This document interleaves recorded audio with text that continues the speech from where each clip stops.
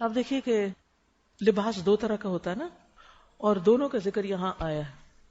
ایک وہ لباس جو ہمارا ظاہری لباس ہوتا ہے، یہ ہمارے جسم کے عیب والے حصوں کو چھپاتا ہے، اور ایک ہمارا باطنی لباس ہے، اور وہ ہے لباس تقوی۔ وہ ہمارے لیے ہمارے جو اندر کی خامیاں اور کمزوریاں ہیں ان کو چھپاتا ہے۔ یعنی تقوی جو ہے وہ انسان کے دل کے اندر پائی جانے والی خرابیوں کا علاج ہے۔ ظاہری لباس جسم کا حسن ہے، باطنی لباس لباس التقوی دل اور روح کا حسن ہے۔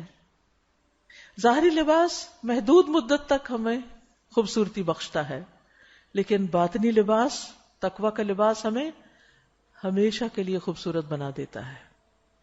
اب ہم سوچیں کہ ہم ظاہری لباس کے لیے کتنا کچھ خرچ کرتے ہیں اور کتنی محنت کرتے ہیں، اور باطنی لباس تقوی کے لیے کیا کوششیں کرتے ہیں۔ ہم سب کو صرف ظاہری لباس پر ہی نہیں جانا چاہیے، بلکہ تقوی کے لباس کی فکر کرنی چاہیے، اپنے دلوں کو تقوی سے مزین کرنا چاہیے، اللہ کا ڈر، اللہ کی محبت، گناہوں سے نفرت۔ پھر فرمایا اتر جاؤ، تم ایک دوسرے کے دشمن ہو، اور تمہارے لیے خاص مدت تک زمین ہی میں جائے قرار اور سامان زیست ہے، اور فرمایا وہیں تم کو جینا اور وہیں مرنا ہے، اور اسی میں سے تم آخر کار نکالے جاؤ گے۔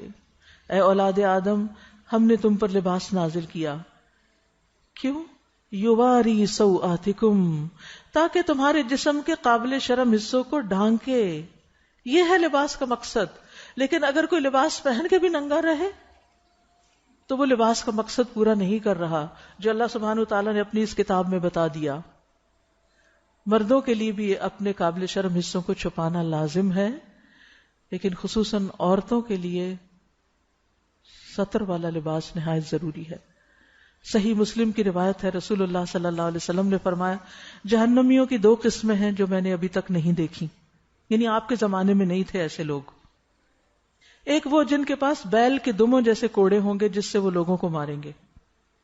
دوسرے وہ عورتیں جو کپڑے پہننے کے باوجود ننگی ہوں، مائل ہونے والی، دوسروں کو اپنی طرف مائل کرنے والی۔ ان کے سر بختی اونٹ کے کوہان کی طرح ہیں، ہمپ ہیں، سر اونچے کیے، یعنی ایک تو سر ہے، پھر سر کے اوپر ایک اور کچھ لگا کے بال اونچے کیے ہوئے ہیں، کیونکہ اس سے انسان بہت نمایاں ہو جاتا ہے نا۔ تو عورت کے لیے اپنے آپ کو نمایاں کرنا جو ہے، تبرج جس کو کہتے ہیں، وہ ناپسندیدہ ہے۔ فرمایا ایسی عورتیں جنت میں داخل نہ ہوں گی، نہ اس کی خوشبو پائیں گی، حالانکہ اس کی خوشبو اس طرح کے لمبے فاصلے سے آتی۔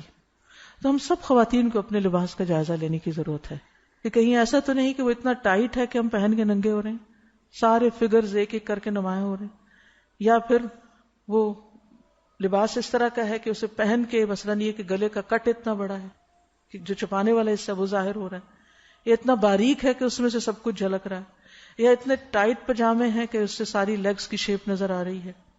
ان سب چیزوں کو ہمیں چیک کرنے کی ضرورت ہے، کیونکہ ہم کتنے دن ہیں دنیا میں، آخر واپسی کا لباس تو سفید لٹھے کا ہی ہے نا، کفن، آخر میں تو وہی پہننا ہے۔ اور قیامت کے دن تو سبھی ننگے اٹھیں گے، کسی کو کسی کی طرف دیکھنے کی ہوش نہیں ہوگی، اور وہاں جو چیز کام آئے گی وہ تقوی کا لباس ہے۔ تو لباس کی دو غرض یہاں بتائی گئی ہیں کہ تمہارے جسم کے قابل شرم حصوں کو ڈھانکے اور تمہارے لیے جسم کی حفاظت اور زینت کا ذریعہ بھی ہو، اور بہترین لباس تقوی کا لباس ہے۔ یہ اللہ کی نشانیوں میں سے ایک نشانی ہے، شاید کہ لوگ اس سے سبق لیں۔ لباس اللہ کی نشانیوں میں سے ایک نشانی۔